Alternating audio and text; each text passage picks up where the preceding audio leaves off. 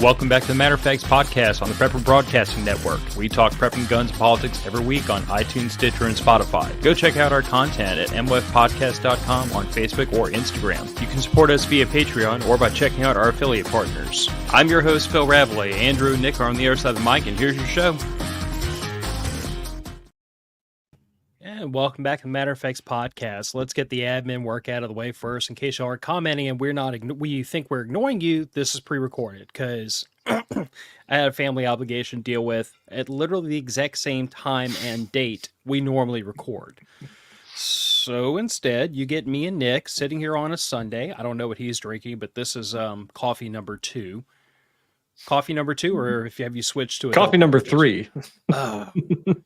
Well, bearing in mind that my coffee cup holds about 30 ounces. So when I say coffee number 2, this is like number 7 for most people. Well, I had my first 2 at about 5 o'clock this morning.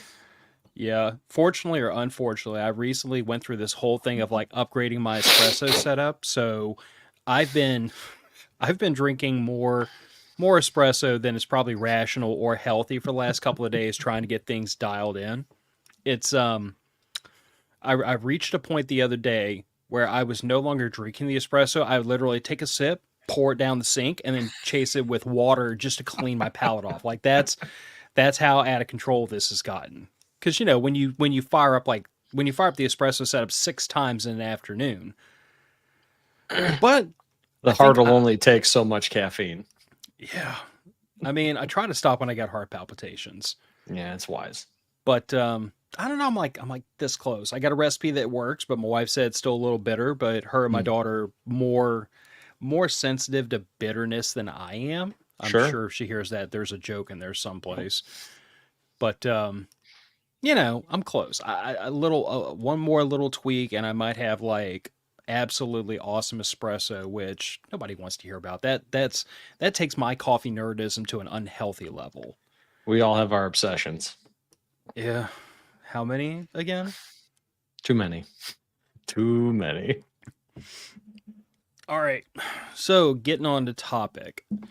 Patrons and merch. Oh, patrons and merch. Thank you to the patrons for supporting our insanity. As always, I actually have something to drop into the patron chat probably this afternoon. I'm at a point where I can start talking about it with you guys. It'll probably be another month before I let it out of the silo with the general audience. But I'm planning on doing a thing, probably local down here in South Louisiana. I wouldn't begrudge anybody that felt like it was worth driving a long distance to come to this thing that we have planned. But I'm mostly aiming it at the local community. And I think it'll be fun. It's going to put me entirely and completely way out of my comfort level. And all of you poor sociopaths, our patrons, are going to be my focus group, so I don't make a complete jerk of myself doing this the first time. Just a partial jerk. Plan. And merch, I'm not wearing the shirt. I promised Chris and Tiffany I would wear the shirts more often. But we do have merch. The link's in the show description. Honestly, I mean, we got that first little batch done, and I thought it worked. It came out very well. I'm thinking I might have to put my brainstorming hat back on and see if we can come up with something else. I love the quality of the shirts. Fantastic. I do have to say, like, that was the one thing I was really particular about when Chris and Tiffany first approached us about doing our merch was I told them, I'm like, I would rather the shirt cost a little more, or conversely, I would rather the show's profit margin be less if it means that the quality is better. Yeah. Because, like, that's the one thing I hate about when you buy merch from any company is when it's like a cheap, itchy feeling falls shirt. Apart. Yeah. Oh, well, yeah, even if it falling apart is a whole nother situation. I'm talking about when it's fresh out of the bag and it just feels like a cheap shirt. Oh, where it's so uncomfortable you can't wear it. Yeah, that drives me nuts. And I have expressed my hatred of money on this show many times, and we never offered merch to make a bunch of money on it. It was really some people asked for it, and we thought we would inject our own sense of humor into it.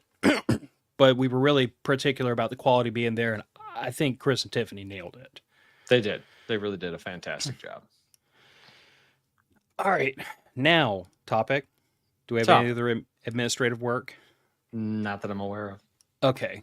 The subtitle under my name says I am the home warranty because this is what Nick wanted to get into was home improvement preparedness, which I know that this is very near and dear to your heart because you told the story before and maybe you'll indulge us one more time briefly, but like this is kind of what got you into Big time. preparedness, and I think this is also kind of what brought your wife along into it was the 3 a.m. something's broken and my husband just happens to have the stuff to fix it at the That's drop of a exactly hat. what it Like was.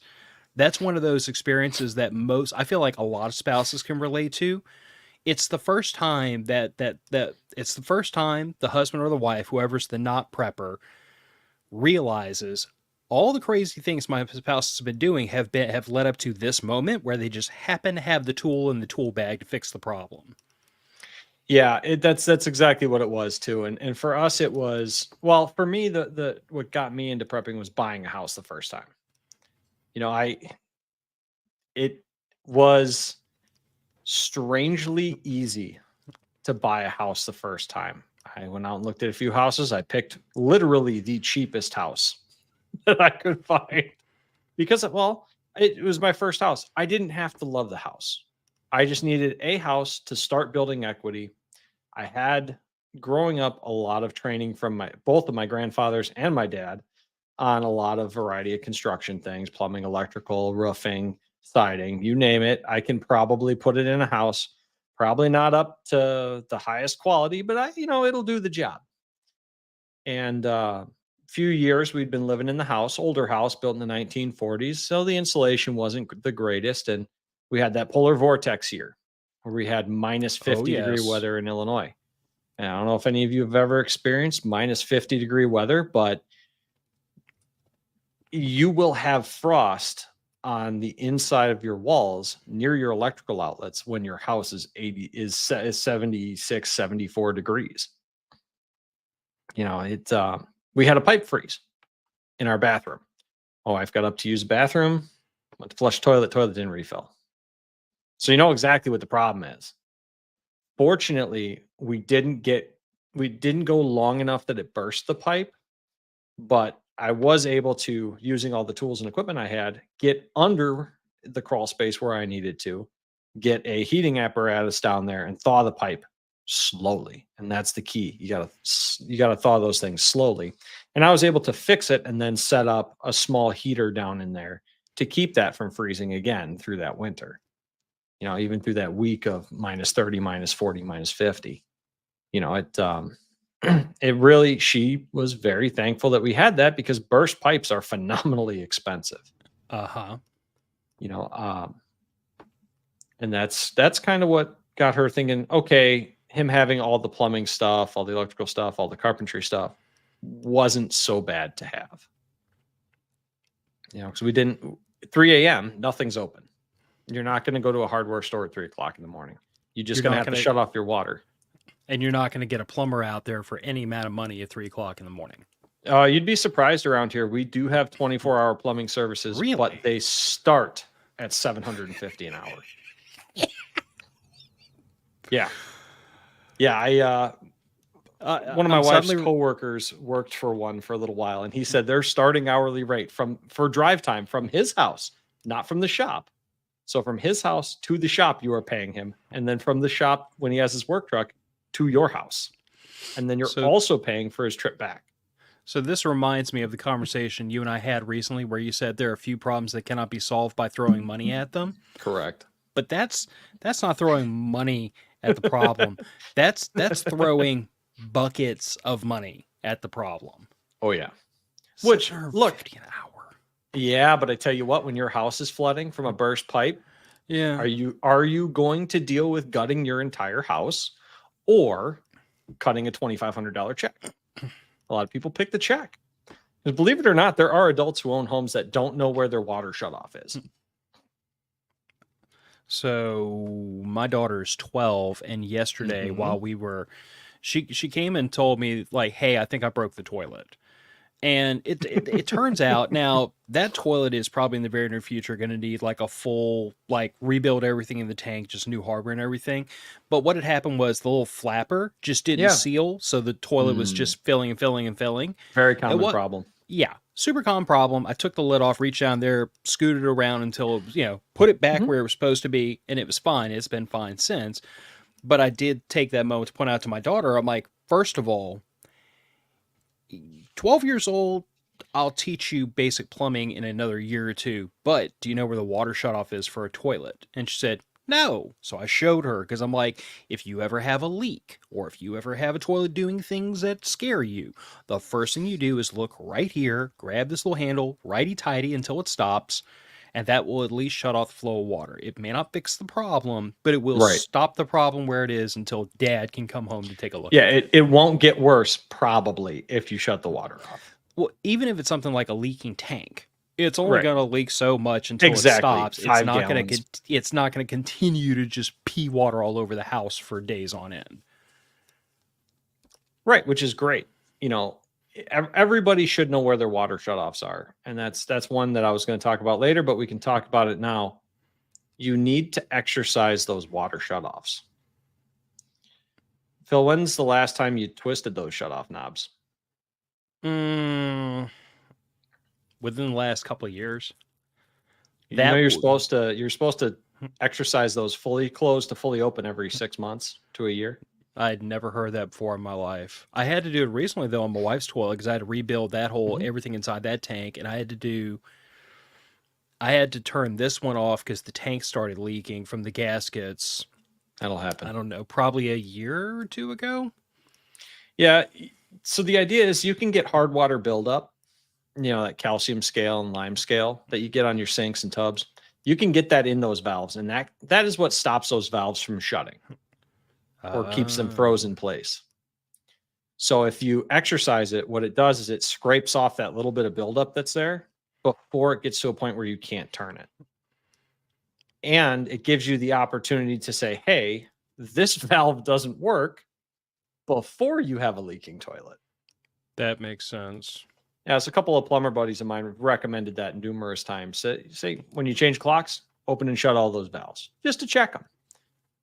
That said, I have 2 in my house that I know I need to replace, and I just haven't got around to it yet. I really should. In fact, that's on the short list for the next 2 weekends. So this also bears in mind because my sister and my brother-in-law several months ago, they discovered a leaking pipe in the wall between their master bedroom and master bathroom. And they discovered this because of the pool water that was coming out from underneath the wall into the master bedroom. That's suboptimal. Yeah. Well, that led down this led them down the rabbit hole because they had to gut the wall. They had to get the pipe fixed in the short term. And then they got into the mode of in for a penny, in for a pound, and decided, my sister had been wanting to kind of like renovate that bathroom for years. Sure. And because their house was built, I want to say in 2006. So that was like right after Hurricane Katrina down here, which means they were slapping houses together as fast as humanly possible because there was all this mass migration coming from the New Orleans area up onto the North Shore. Quantity over quality. Exactly. And they have encountered more quantity over quality in that poor house over the years. But the thing they discovered over the course of tearing everything out is like there was a standard, like a garden tub in the bathroom. Yeah. And when we went to take the toilet, because they wanted to replace it with like a freestanding, like a claw tub. Sure. And in the process of doing that, we realized that some of the water pipes that were coming up out of the slab right there did not come up in the wall. They came up outside the wall, and the only thing obscuring them was the garden tub. Oh. And then we found out that not all of these pipes had shutoffs on them. Yeah, that sucks. Yeah, I'm not going to put their business out in the street, but like it has been a constant me wanting to track down the plumber and like, just beat him with a wet noodle in public because of all the nonsense we've run into with this bathroom renovation. But like, And the worst part is they're probably on a slab like you are because of the water situation down south. So it's not like you have access to that easily. The only way to change that is to cut slab. Mm-hmm. And that is a horrible mess. That is a Yeah. horrible mess. Yeah, plumbing shutoffs. But yeah, my if you point don't was have them, when I saw you add plumbing shutoffs, it reminded me of that because before I saw their bathroom, it never occurred to me that you would have a water line without a shutoff. Like that's just you're supposed to have those things. well, Maybe if I'm you maybe I'm have an older naive. house, Maybe I'm naive. I'd never seen a water line without a shutoff on it before that. I see them all the time. Oh, I've, Jesus. up here, there was a big boom in housing right after World War II, and there was a shortage of copper and all kinds of things. Everything that comes along with post-war reconstruction stuff and post-war Yeah. new construction stuff. And a lot of that ended up with, well, they had the main shutoff. That was all you had. Sometimes they had shutoffs. They had shutoffs at the toilets, but sometimes they didn't even have shutoffs under the sink in some of these houses that I've been in. Like my buddy's house didn't have any shutoffs on any of the sinks. It That was blows just my mind. tied into copper. Hey, old houses. Some of these houses were built like in the 1920s and had galvanized pipe coming out of the walls. And that's, you're now drinking through a McDonald's straw instead of the half-inch pipe you're supposed to have because of all the buildup and rust. But if you're buying a house or if you're in your house now and you've been in there a while and you haven't looked for it, take a look and find out where all of your shutoffs are and maybe tag them something so that you can see them and find them easily, and just make sure they work. Make sure they actually shut the water off, because valves can go bad. And you can, if you get into a bad situation with a leaking toilet or you got to pull out a tub or a sink and you go to shut it off and you still have bypass past that valve, well, now you got to shut off the entire house instead of just that one bathroom. It's just a massive inconvenience. It's Also worth pointing out because we went through this at their house, but if you have to hit the master water shut off, you also need to make sure you turn off your hot water heater. Because if that element gets if it's electric and that element gets exposed, you have a whole new set of problems. Correct. You can have the same problem with a gas water heater too, just because there's no, I guess it can boil off all the water and you can cook the inside of your tank. They weren't designed to not have water in them. Right, exactly. And then when you do turn it back on, you don't just turn it back on, much like a natural gas shutoff. You slowly open the valve and ensure that, and open up all your other faucets and drains so you don't build pressure and blow out a weak line somewhere. Because copper does corrode on the inside of it, not very fast, but it can get weak. And if you blast it with pressure real quick, you can cause that stuff to crack or fail. Anybody ever heard of a water hammer? Mm-hmm. Matter of fact, if you're ever in a very old house and you listen in the walls, sometimes if you turn the faucet on rapidly, you'll hear those pipes move around. It's the creepiest freaking sound when you've never heard it before. Yeah, I've got some plumbing I need to add some expansion to for that. Yeah. But along the same vein of adding plumbing shutoffs is repair kits for your plumbing, for your faucets, for your toilets. Find out what make and model each of your faucets are, each of your bathroom shower knobs or tub knobs is. You can probably buy a refit kit for between like $5 and $10. They're not terribly expensive. Much to them. There's really not. And a lot of times it's a single piece cartridge that you pull a snap ring up and just pull it right out of the wall. Mm-hmm. But that said, you have to have the water off to do that, because you'll never get it back in with the water flowing out of it. Yeah. But, again, that's one of those things that at 3:00 in the morning, at 4:00 on a Sunday afternoon, you can't get to the hardware store because they're closed. Well, bear in mind that if you have a faucet that is consistently dripping, even when it's closed all the way, that's a sign that if you don't schedule time for maintenance is going to schedule time for you. Absolutely. And if you're not on a well and you're on city water and sewer, that adds up and can factor into really high water bills. I forget how much a running toilet will let out a week, but it can add up to hundreds of dollars in a month in water Yeah. bill. Which is But also a good cautionary note that if you start seeing your water bill like precipitously increasing month after month after month, like you're going to have an up and a down, but it should average out. But if you see it going up and up and up and up and up, the you water's have a going leaking someplace. toilet.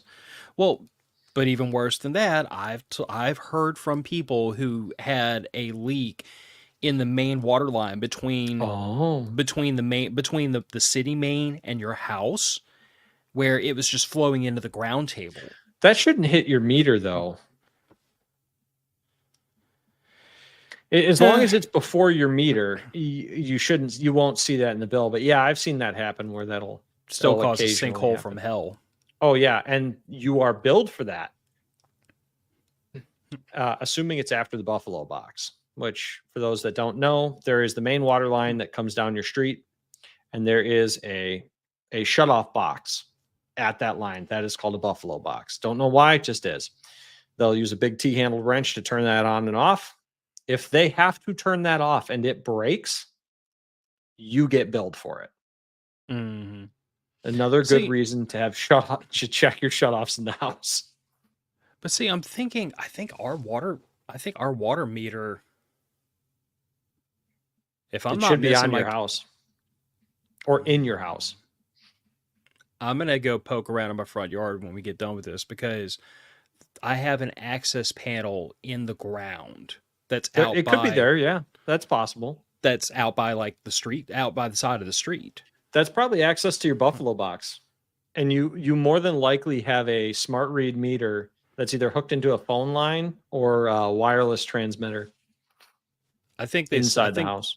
I think around here they're still having people come around and like manually check them, because every time I'm going to mow the lawn, that freaking lid has been lifted, and I have to like press it back down into the ground. Oh, maybe that is where your meter is. It could be they do it differently. I know our meters are indoors due to the low temperatures. Yeah. The lowest temperature I've ever lived through down here was like 17 degrees, and it was that cold for an hour. Grilling weather. No, that was fireplace, heater set to nuclear, every stitch of clothing I own. I know that the audience loves to tease me about my distaste for cold weather, but like y'all don't seem to understand. When I say your house it's cold, isn't built for it. Hell no, it ain't. And your furnace isn't sized for it. No. It will keep up when it gets that cold outside, thank God. Yeah. But no, 17 degrees is no bueno. That's stay inside and roast marshmallows over the oven range. We ain't going outside to play in that. Absolutely. You know, the old school sinks and faucets, it was rubber washers. Mm-hmm. And you can still buy those, or what's called packing. It's like a wax embedded cord that you wrapped around stuff and compressed down. Nowadays, it's pretty much all O-rings or those little cartridge kits. When I had to do a set in my bathroom recently, and I think that's all that came in the repair kit. Honestly, I expected to have to change the entire cartridge, but it was literally just the O-rings. Yeah, some of them are. That's all. It was like $3 at Lowe's. Like, we're talking about stuff that's so freaking cheap.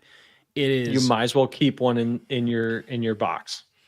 Well, not just that, but I mean, on top of keeping one on hand, but like, unless you just hate the look of your faucets and everything, there's no reason to rush straight to calling a plumber and ripping all that stuff apart when you could YouTube University and have the O-rings changed out of that friggin' assembly and have it back together and the water turned back on in less than 5 minutes.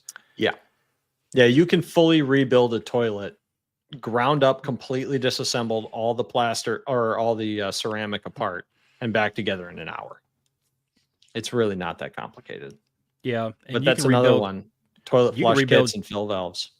And you can rebuild just the stuff in the tank in 10 minutes, 15 minutes. I mean, 10, 15 tops. It takes longer to drain the freaking tank than it does to get the rest of the work done. You know what the trick is for that, Phil? Get yourself a little wet dry shop vac and just suck it all out of the tank. Flush it after you shut the water off, flush it, and then stick the hose in there, suck it all up. Done. You might as well just do it the quick way, because then you can suck all that crap out of the tank too. because you're going to get some kind of algae and stuff in there. And that's the stuff that actually causes your toilet to leak, is because that stuff gets on that flush valve and it holds it open just the tiniest little bit. And you'll just get a little trickle of water going through there. So, Not yeah. as much of a problem if you're on city water though, because we've got chlorine added. Well, yeah, but you're still going to get some hard water deposits too. Yep. in Hard that water tank. deposits and rust. Mm-hmm. Absolutely. So is there anything else we can think of that's like repair kit type of stuff? You could, if you are comfortable with it, outlets and switches. Keep a couple spare outlets, couple spare switches, because switches do wear out and they do go bad. It takes an awful long time to wear out a switch, but if you're in an older house like mine, my house is built in 64. I've had to go through and change all of the switches and all of the outlets in my house. I'm actually still in the process of doing that because there is a shockingly high number of outlets in this house. I do not understand it. Pun intended. No, like when I had the home inspector walk through this place when we bought it, he was startled at the number of outlets in every room in this house. They must have had all kinds of electronics for 1964. But I'm guessing your main electrical panel didn't justify that many outlets. God, no. We had it upgraded to a 200 amp panel because it was already over amperage when we bought the place. Yeah, it was not good. I mean, I guess in that vein, although you could add this to one of the things you had later, the second from the bottom, but like it just pays to have like basic homeowner supplies. You know what I'm saying? Yeah, we can kick that like, one up. Duct tape, silicone, WD-40. What's the old army saying again? It's like, does it move and it's not supposed to? Duct tape. Does it not move and it is supposed to? WD. You know, yeah. Please don't use WD-40 as a lubricant, though. It is not a lubricant. It is, regardless of the fact that it looks kind of oil-like, it's not. It's not. No, it's not. It's a solvent. Yeah. But, that is an excellent point, especially down where you live, Phil. I'm sure you got some plywood size to your windows in the garage for hurricane damage. You don't? Oh. So I have like just a general wood pile, but I wouldn't say I have anything that's like cut and everything specifically to fit my windows. And a lot of that is also the fact that like where I live, I'm fortunate in the fact that the very same wood line that decorated my front lawn with trees for Hurricane Ida blocks also debris. It's a hell of a windbreak. So like I'm in that now. If I had a house on a hill with nothing around me, like my wife and I have talked about down the road one day building our own house, and we've literally talked about like, make it such that trees can never touch the house. But in the same breath, I tell her if we do that and we don't have any natural cover, we are obligated to put storm shutters on the entire house. Absolutely. Whether they be manual or automated, it doesn't, or not automated, but like motorized, it doesn't matter. I need a way to, I don't need decorative shutters like we have on this house. I need legit shutters I can shut and protect all the glass because there's going to be nothing blocking the wind at that point. We can kind of get away with that now.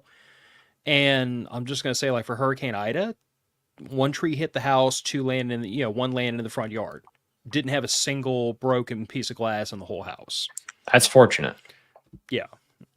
Had plenty of tarps, plenty of tape, plenty of visqueen. Like we had things if we needed to patch a window, and we had, thank God, we had tarps to patch the holes in the roof. But yeah, that's another one I was going to bring up. Tarps and furring strips. If people aren't familiar with what a furring strip is, it's a thin piece of wood about 1 inch wide, 4 to 8 feet long. You use it to reinforce tarps when you've got a hole in your roof or leaking shingles on your roof. Spare shingles is another one. Roofing nails. Dirt freaking cheap. Get a little box of them and just put them with a tarp somewhere in the house. Yep. And if you can't get roofing nails, look for the ones with the little plastic caps on them, about 1 inch in diameter, for holding expanded foam insulation on things. They work fantastic. They don't pull through the tarp quite as easily. But what else was I going to put in that pile there? Copper and PVC. Yes. Get yourself either some whatever size copper pipe you have, or galvanized pipe, or that new plastic Wonder flexible PEX pipe. stuff. PEX pipe, thank you. Get yourself some couplings, throw those in a box. Get yourself a section of pipe, throw that in a box. Because if you do get a pinhole leak, it's usually a section that long to a couple feet long. So if you've got an 8-foot section of pipe laying around and you don't have to run out and get it. Now, granted, if it's copper, you're going to have a torch and you're going to have to learn how to sweat it or use compression fittings. But if you don't know how to sweat it and you're comfortable using the compression fittings until you can get someone out to sweat it, now you don't have to pay an emergency call out charge.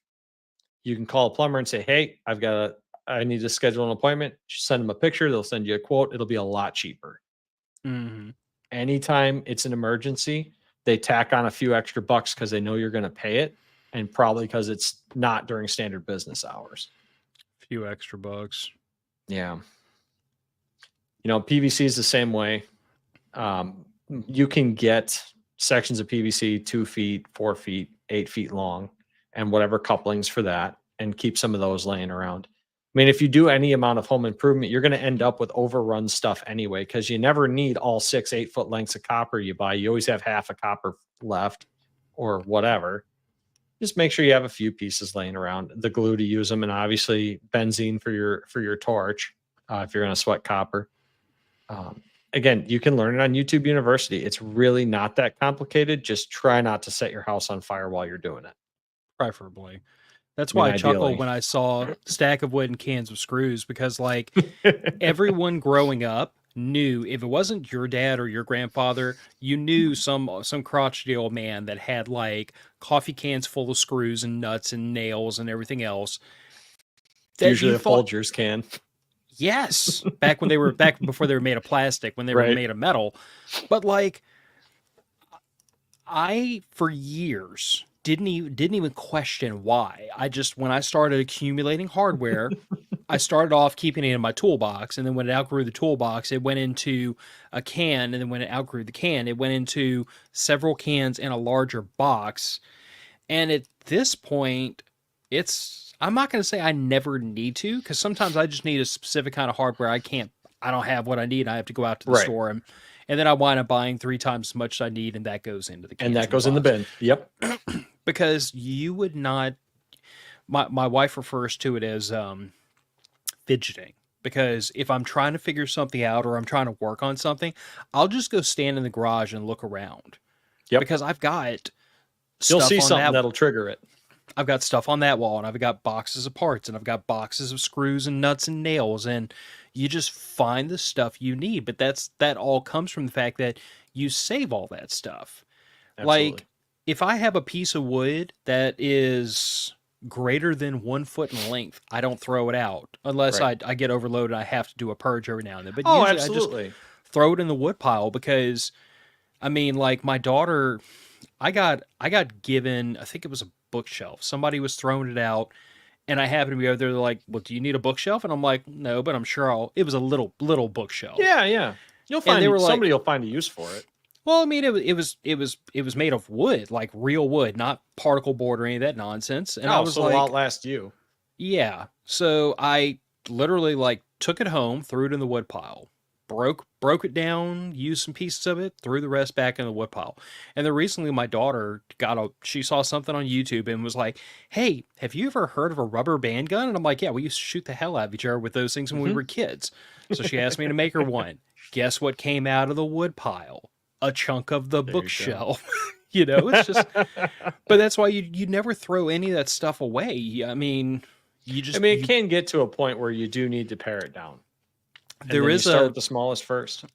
There is a line where it becomes hoarding. It does. And it can. I don't know. And I have seen guys that have gotten away from it. Yeah. But at the same time, I don't know. I don't know where to tell anybody to draw that line, though, because like the number of times I've just found something in one of my junk piles that was exactly what I needed, it kind of maybe reinforces bad behavior. Like, well, you remember that one time I had the exact bolt or nut or whatever I needed to fix this problem? That's why I don't throw anything away ever. The line I draw is if it starts to interfere with our day-to-day life, if it starts to get inconvenient, it's got to start going. I wonder if Because my wife ever said that about me. well, I'm sure there is some stuff in your house that you like, if you moved and packed it in a box, you'd never unpack it. That's the stuff I start with if I'm going to get rid of stuff. Like, No, that's fair. yeah. So, So, I don't know what this insulation thing is you speak of. Around here, we have just enough to hold the air conditioning in our houses because it doesn't get that cold down here. Although well, having a this well, isn't just insulation though. This is anything you do to prevent critters getting in, to prevent cold from getting in or out, or to keep water from getting in and out. It's just a general catch-all because you know that great stuff, expanding foam insulation? People like to yeah. shoot into random holes they find in their house. That stuff is actually fantastic. Don't put it anywhere. You don't want it permanently, though, because it's really a bear to get rid of. But so, one big thing that I learned in my first house that really cold winter was that there are little insulation things. They're about this big you can buy at the local hardware store that have pre-cutouts made for your outlets. You take your faceplate off, you put that little foam piece around your outlet, and you put your cover plate back on, and it seals off the airflow because your house does need to breathe, Yeah. right? The walls need to get the moisture out of them through the outside, so they're not perfectly sealed. But that stuff stops that cold airflow coming into your house, and it can really help cut down your heating bills. Again, something I never would have thought of down here because, well, 11 months of the year, it's warm enough your heater's not running. Actually, funny you mentioned that. It's October the 20th. Our heater just fired on for the first time within the past several days. Oh, okay. So it's a little more than 1 month a year. Yeah, it's been dropping down into like the 50s at night. Okay. I don't know if I mentioned on this show, I ended up with bees in my roof. Ugh. Yeah. That was like a 2-week long ordeal of sticking my head into a tiny hole and getting stung by bees. Not a great time. Do not recommend. Do you know what the cause of that problem was, Phil? A piece of caulk that wide fell out from behind the electrical supply coming into my house. A piece of caulk just over an inch long. And the bees were able to infiltrated the house. That was how they got in. And they built a hive that was about the size of a basketball. In probably a couple of weeks. Phenomenally fast construction workers. Wish I could hire them. Probably wouldn't, though, because of the stinging. But I ended up having to take a 6-foot long chunk of soffit down off my house, take all the underlayment out of there, pull all of them out, poison the whole thing, take them out again, and then put it all back up. That all could have been solved had I thoroughly inspected the outside of my house more often and checked on that caulk. So if you have a house that's more than like 5 or 6 years old, take a look around. Take a close look around. Climb up on a ladder, shine a flashlight in all those places. Because if you ever are in a hard spot, whether time-wise, money-wise, civil unrest-wise, where you can't be dicking around on a ladder for 2 straight weeks after work, you can avoid that by not having bees in your house in the first place. Not to mention the damage that they caused, because I did have to rip out quite a large amount of wood due to all of the enzymes and the dead bees and everything, and just getting in there. Fortunately, I had all the tools to cut access into there. Otherwise, I would have had to call out an exterminator. I have no idea how much that would cost. I didn't even want to get a quote on that. But they can get quite extensive. It's just another thing, like with your regular maintenance oil changes. Check the caulking on the exterior of your house. Take a detailed look at your siding every few months. Take a nice close look at your roof from the ground. There's no need to go up on there. Grab your cheapo binoculars, take a look, see if you see any shingles lifting or missing or whatever. Because if you catch these problems sooner, okay, you got to hire a roofer to replace that shingle or those 2-3 shingles. Fantastic. Couple hours of work, you're out a couple $100 instead of not finding out until you have a torrential downpour and now your ceiling, walls, and floor need to be taken out. And down here, I don't think I've heard of much bee infiltration into people's houses down here, but the one thing we're constantly fight with is termites. Oh yeah, I And never they even thought will about that. We don't have termites up here. Well, not for really. Formosan termites will literally eat you out of house and home down here. Hmm. Like I've had friends and coworkers that have had them infiltrate into the outside walls of their houses. And once that happens, like they just Swiss cheese everything they get to. I've seen Some pictures. It's terrifying. some people won't realize they have a problem until they start chewing on the drywall. And when you start seeing the little pinholes in the drywall, that's when you Oh realize what's going God. on. And the only fix is to just gut that wall out, go as far as they've gone, cut everything out and put everything back in. I mean, because there is no salvaging that wood after they've chewed holes through it. Right, because they kind of just eat it, don't they? Yeah, Or they at least they hollow it out. I know they they that much. bore holes through it, Interesting. Yeah, that's and fortunately something I've not had to deal with. I mean, we have carpenter ants around here, which will get into wood and get into your walls and eat through your studs, but they're not as voracious as termites. And as long as you keep old firewood piles away from your house, you're mostly okay. yeah, Um, Formosan termites down here is a constant problem. that's terrifying. Ants to a lesser degree. Like we have that problem in this house because we live at the edge of the subdivision and we're literally like 10 feet away from the wood line. Every Mm, time we get a hard rain down here, sometimes we'll get ants that'll get into the house because the water sure. table's chasing them up out of the ground. They're trying to go to high ground. They're looking We for deal somewhere to dry. Yep. we deal with spiders on a regular basis in the house. We deal with cockroaches on a regular basis in the house. And it's not our house is so freaking filthy. It's we Right. live 10 feet away from the wood line. I Hmm. mean, it's not out of the ordinary for us to have like rabbits and snakes and squirrels in the front yard. And apparently we have a mole. And the only reason I know that is because I was walking the yard mowing it one day, and my foot like sunk partway into the ground, and like after as I kind of tested with my foot, there was a tunnel dug through my Oh yeah. yard. They'll do Ho- that. Homeowner problems. Landowner problems. Yes. But that's our next one. So we don't have wildfires really where I'm at. You're too wet to probably have big wildfires, right? You say that, but I mean, they had Do you? Oh, okay. swamp fires are not out of the ordinary. Oh, I suppose in the drier season that could catch fire Yep. for sure. Especially when you get to the drier season when that water level, because you got to bear in mind, like what the definition of a wetland or a swamp is, it's not always inundated with water. It's just Right. mostly inundated with water.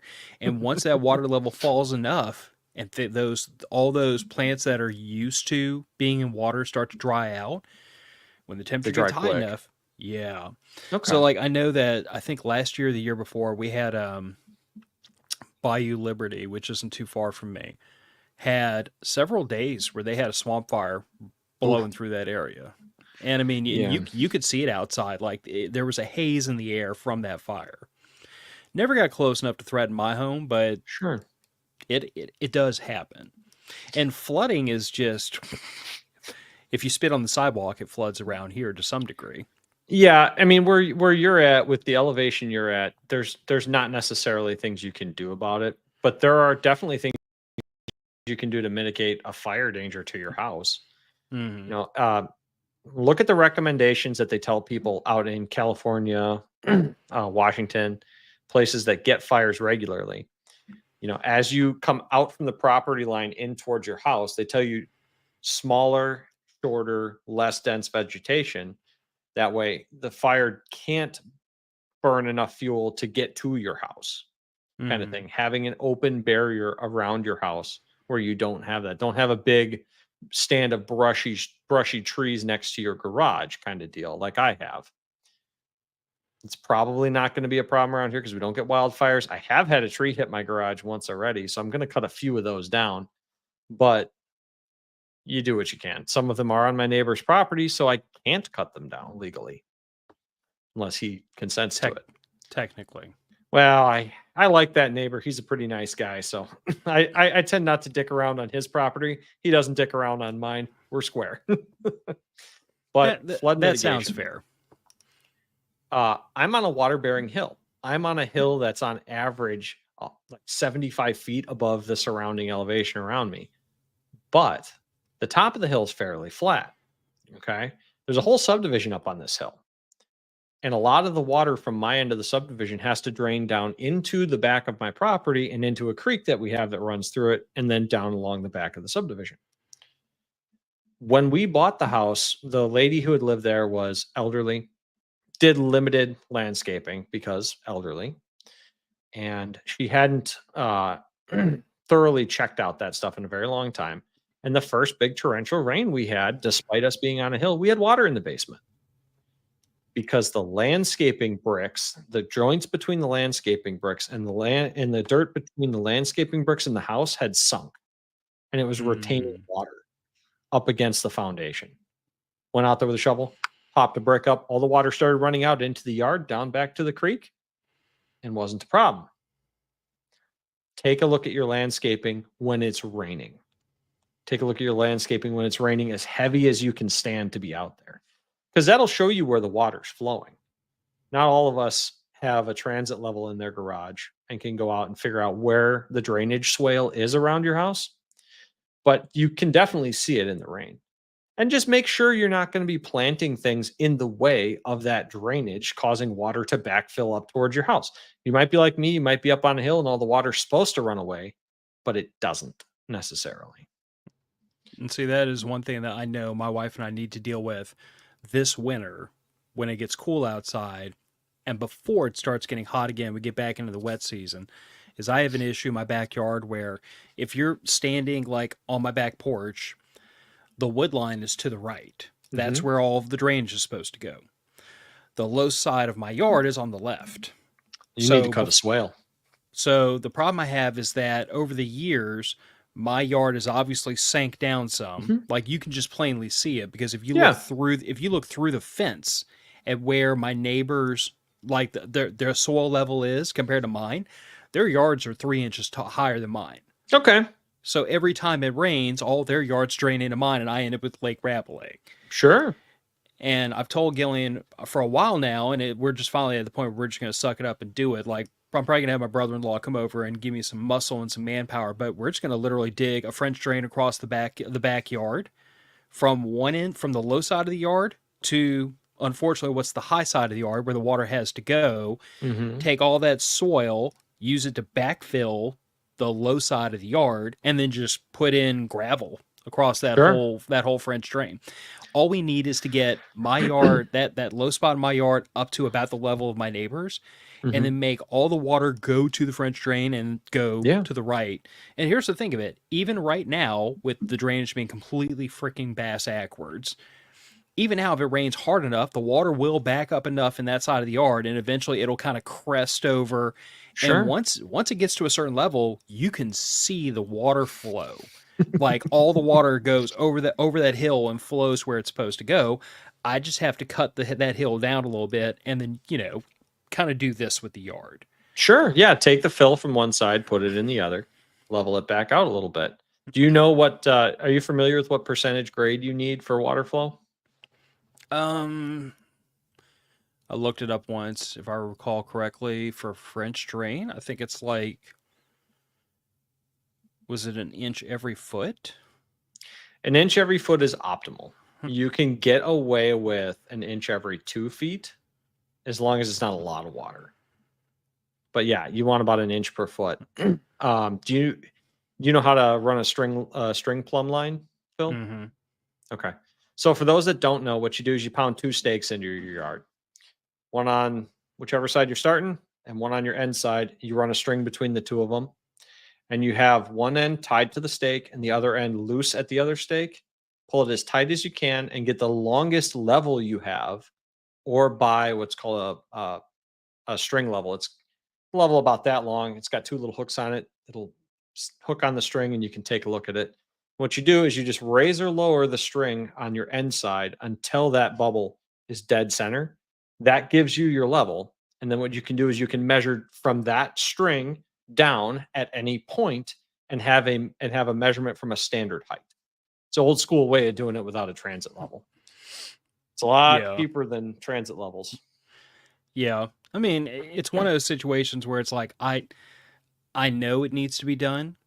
I actually talked to a friend of mine from high school who now does landscaping work, and he, instead of doing that, which is what I think needs to be done, he wanted to literally submerge an electric transfer pump in a dry well in the You can backyard do and it. then pump it out to the street. Yeah, but then you have to have power running. Yeah. Power don't run No, very well in a hurricane. not to mention, yeah. Well, I mean that's why I'm looking at a natural drainage option, because it's like I told him, like I can see where the water's trying to go. If this side of my yard was just 3 or 4 inches higher, this whole problem would solve itself. The water go where it's supposed to. Even if you don't want to cut a French drain, all you need is a natural swale. All you need to do is to cut down the hill on the other side enough that it is below the lowest level on the other side of your yard. And you Yeah. can take that fill and improve the other side's height a little bit. I mean, realistically, you're probably not going to get an inch per foot down where you are just because of how flat the land is. But if you had an inch per 4 feet, the water's going to eventually drain. It's not going to drain quickly, but it'll move. Yeah, and I mean my whole thing with the French drain isn't just to encourage the water to drain out of my yard, but it's to try to get the water out of the rest of my yard down into that French drain, so that I don't Right. have just stand, because that's also part of Yeah. the reason. That's part of the issue of having landscaping in the backyard for years, is the fact that there's Standing so water much kills standing it. water there for so long, it kills all the freaking grass, which makes the soil erosion even worse.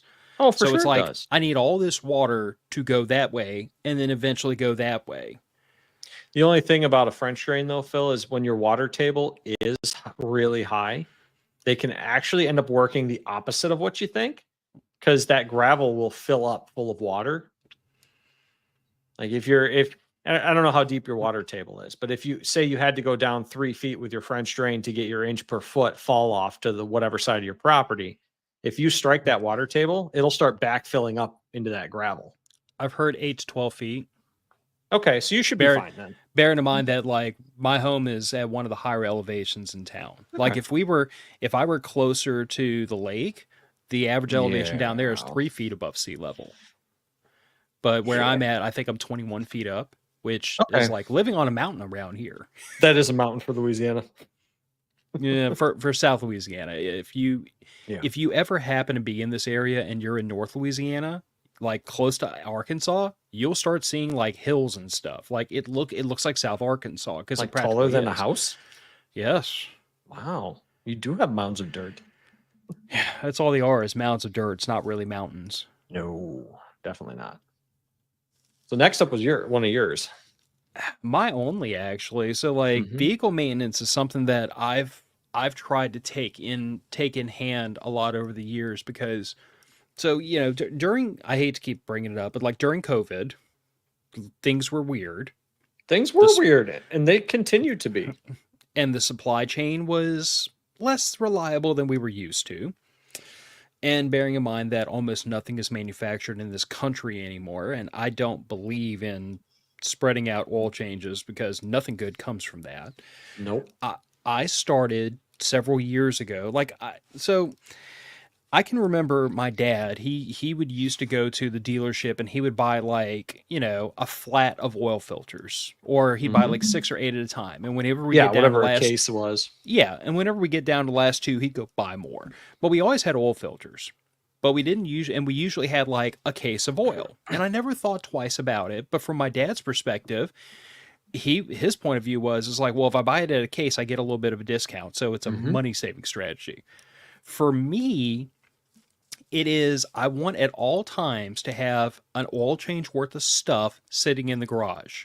So Sure. that if I get to, around about 5,000 miles, I don't have to go to the store and look for an oil filter. And if they don't have it, then I have to go to another store. And I'm particular about oil. I like mobile and full synthetic.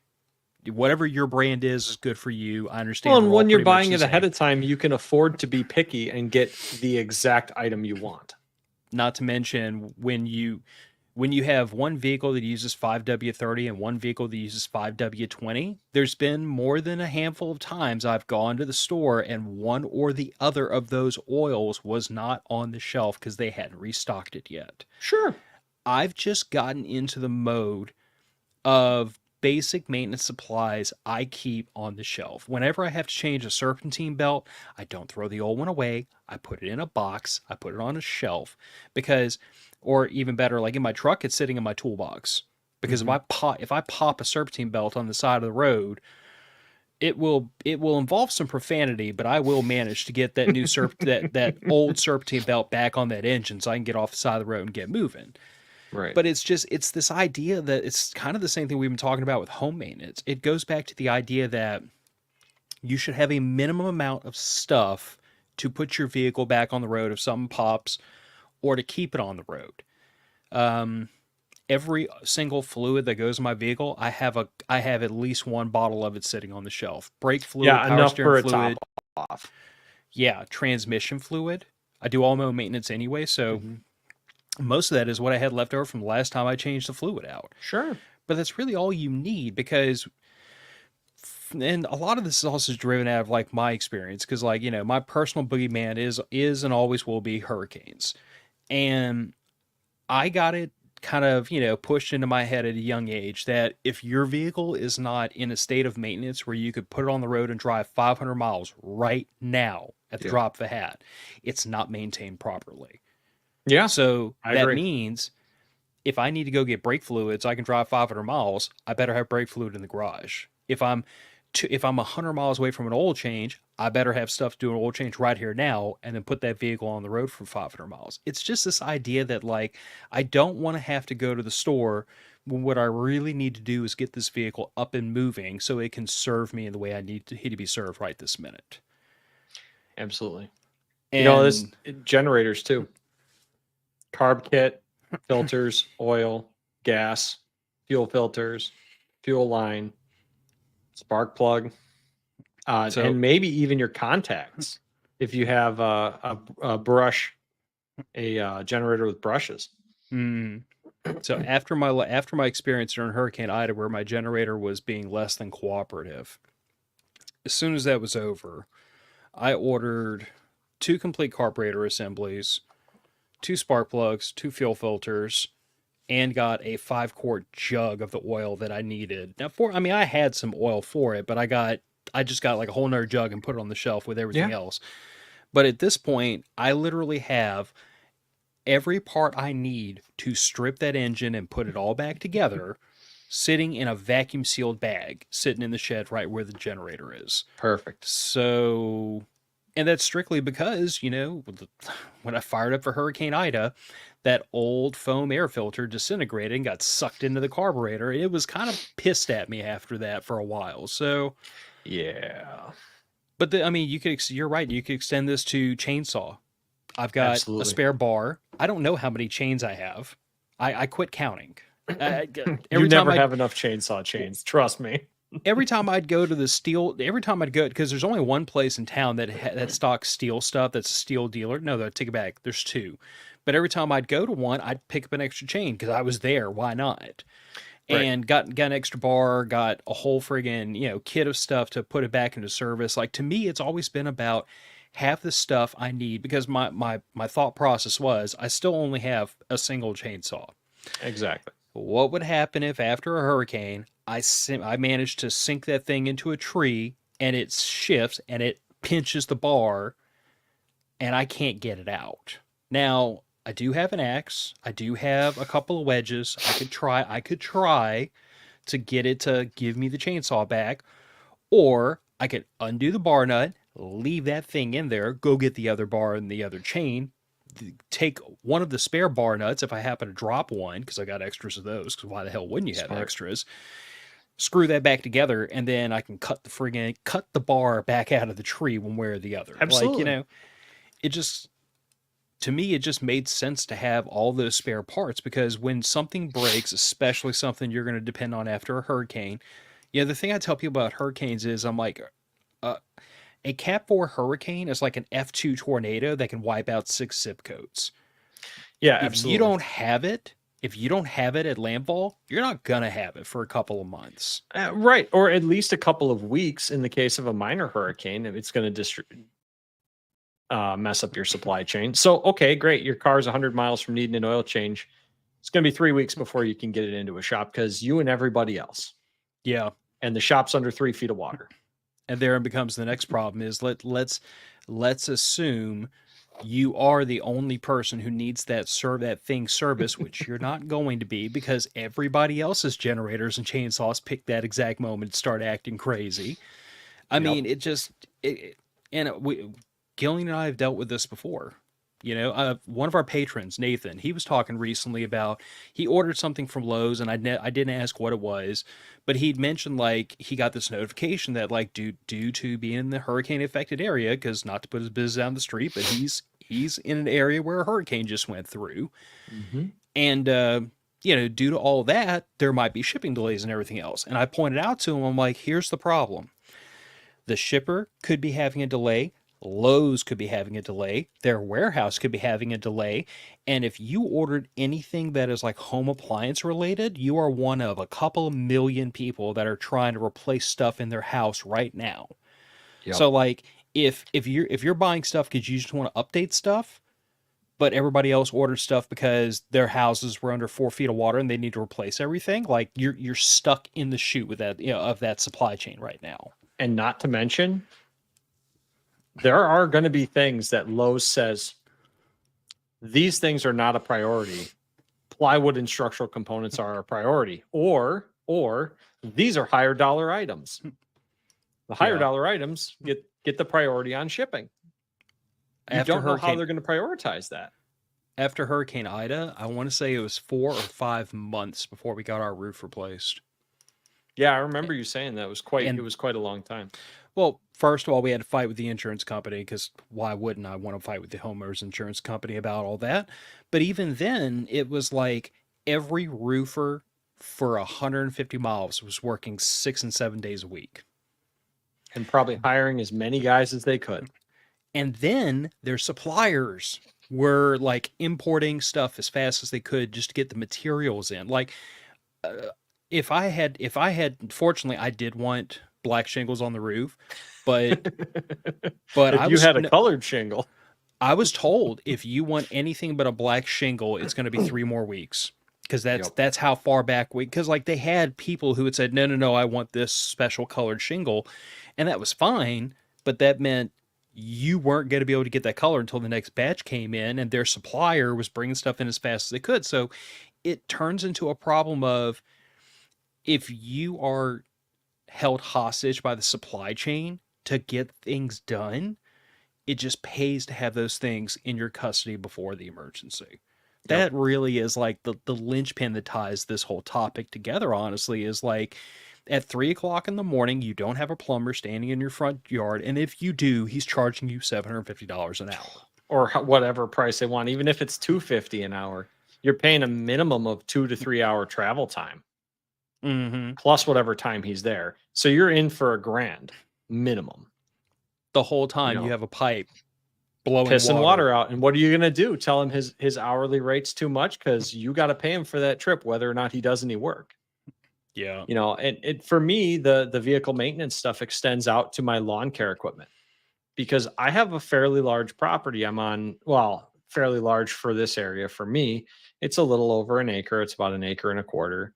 But to get to the wood from the back of my property to the front of my property, I'm not putting all that in a wheelbarrow. I've got a lawnmower and a trailer. So I have spare inner tubes for the lawnmower tires, spare inner tubes for the trailer tires, compressor, belts for the mower, fluids for the mower, some repair parts for the mower. Fairly simple stuff. But if I have to take my generator from one side of my property to the other, it's a real bitch to do that by hand. But the tractor makes that phenomenally easy. Basic maintenance, put a battery tender on it when it gets cold so the battery doesn't freeze. You can go out there, fire it up. Same with a snowblower around here. Because Phil, I know you guys don't, when you get snow down there, you're pretty much just done for the week. But around here, if I get a 12-inch snowfall, I'm expected to be to work at 6 in the morning. because what are you doing? It's only a foot of snow. You better be at work.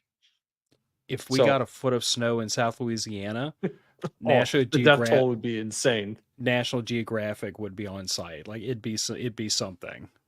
Yeah, we get a 1 foot snowfall usually at least once a year around here.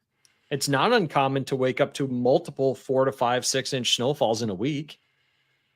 And I got a big driveway. I got a big truck. I'm not going to clear that with a shovel. That would just be miserable. So I keep a bunch of spare parts for my snowblower, belts for that as well. Same thing, oil, fuel filters, air filters, extra gas. Phil, we were talking about in the Patreon chat, generators and ways to cut down generator maintenance. Have you looked into doing a propane adapter for your generator?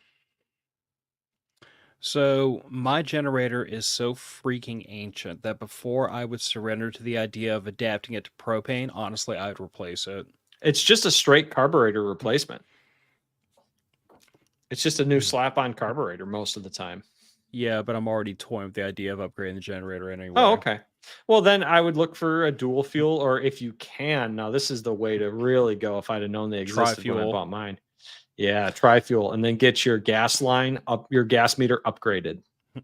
See that's and this is the thing that I debate with myself, because I could get an 8, 9, 10,000 watt tri-fuel.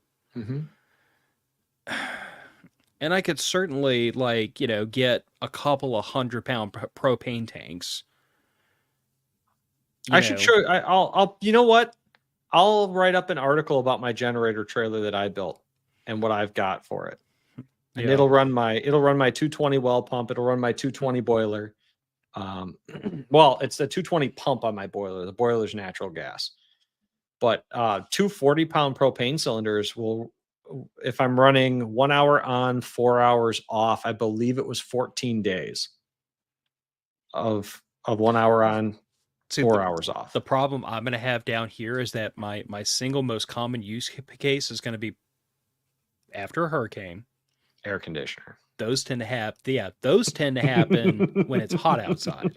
Yes, they do. So, and now if I had a big enough generator to run the friggin' entire house in the central air, I still think it would probably still be more efficient just to plug in the pair of window units that we have. And for me, it was looking like a 20,000 watt Generac whole home if I wanted to run my air conditioner. I can't imagine yours would be any less. No, but that's also why I'm not looking at running the central air on ours, because my problem is that I know this is not my forever home. Exactly. This is just and a Generac is a tremendous investment in the house. Whereas when I quoted it out 4 years ago, it was like $15,000 or $16,000, including install. I'd have to ask my dad what he got, because he just put one on his house, but they're retired. They're staying. Sure, they're in place. Yeah, but for me and my wife, this just isn't where we want to be for retirement. I have been extremely happy. I know it's not the best brand of generator. I got one of the Duramax 10,000 Surge dual fuels. It's been fantastic. I had 4.5 days where we were totally out of power from an ice storm, and I ran the thing every other or every third hour to keep the boiler heat in my house from freezing.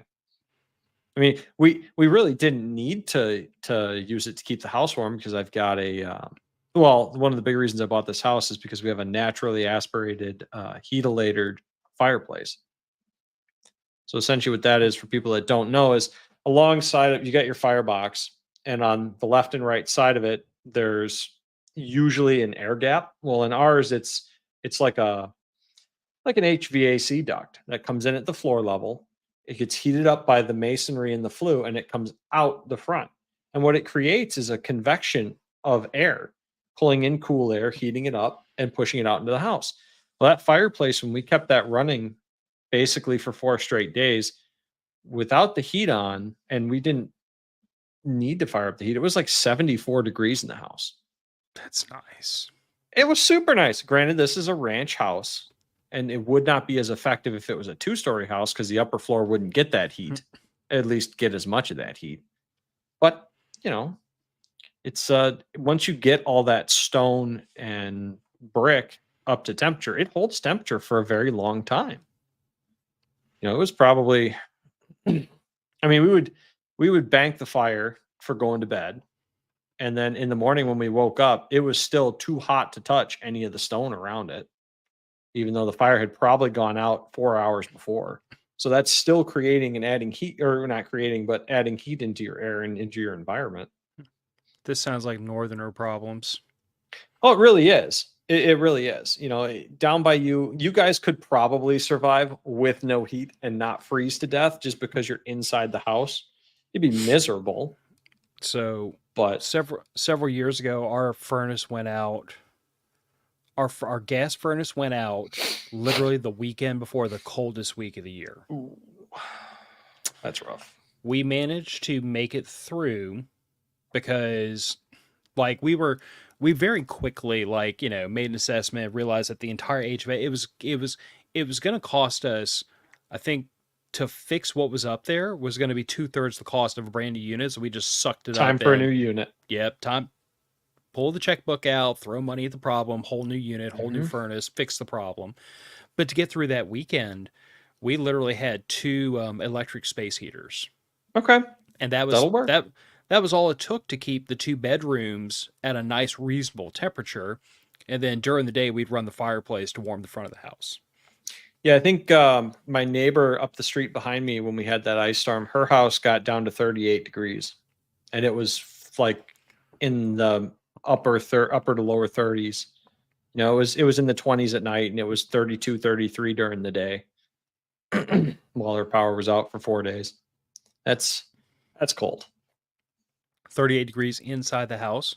38 degrees inside the house. I had her drain her plumbing completely down. That way she didn't get her pipes to freeze. The coldest I can ever remember being inside this house was like mid-50s. Yeah, that's survivable. That's comfortable night camp sleeping weather. Don't say that to my wife. She'll get very upset about the idea that she would be comfortable. What, you don't have 0-degree sleeping bags, Phil? Oh, we do. And if I tell her to hop in one while it's 55 degrees outside, she's gonna be like, "No, I'm going to stay in a hotel." There you go. Yeah, but you know, unfortunately for us, that wasn't really an option because we couldn't get out of the neighborhood. Mm-hmm. So we live on a dead end street in a small subdivision, and it's all dead end streets. There's only one entrance and exit. There were 3 places there were power lines down on the road. So because there are only 12 to 20 houses on our street, I can never remember the exact number. I should count. We were really low on the totem pole of getting those last 2 fixed when they fixed the one up by the highway. So in other words, you were going to sit there and eat that poop sandwich with a spoon. We were just going to be stuck there. We were just going to be stuck. And I called, you know, I called into work the first morning and said, "Hey, I got to get the generator up and running, then I'll be into work." And my wife went to leave to go to work, and 5 minutes later, she's walking back in the house. She said, "There's a tree and power lines down on the road. What do I do?" I said, "Well, you don't drive across them." Nope. That's for. But you know, sometimes, yeah. Could we have walked up to the highway, had somebody pick us up, and then get out? Yes. Yeah, probably could have. But it wasn't necessary. I had enough propane to keep the generator going for what was basically 2 weeks. And I had enough firewood cut and stacked in the back property that we could have kept a fire going for months. So, you know, that's another point I meant to bring up, but I forgot to, was chimney maintenance. If you're not someone that uses their fireplace often, get that inspected at least every other year. Fortunately, we use ours regularly. Yeah. As regularly as it gets cold enough. Well, and even if you do use it regularly, you should have it cleaned now and then. But, well, I think we've pretty well covered yeah, it's all not of bad. this. I mean, when you proposed this topic, I was in favor of it because, like, I feel like a majority of the things that we talk about, like we on this show, we try not to talk about, like, I refer to it as crazy stuff. We don't do zombies. we do World War III occasionally, but we should do like, a Halloween zombie episode. I'll excuse myself from that one. But I feel like we try to talk about things that there's there's a better than reasonable likelihood of happening, and things when you start talking about things like a pipe might burst or a sink Oh might yeah. start leaking, or If you you're a know, homeowner for any length of time, one of these things is going to happen.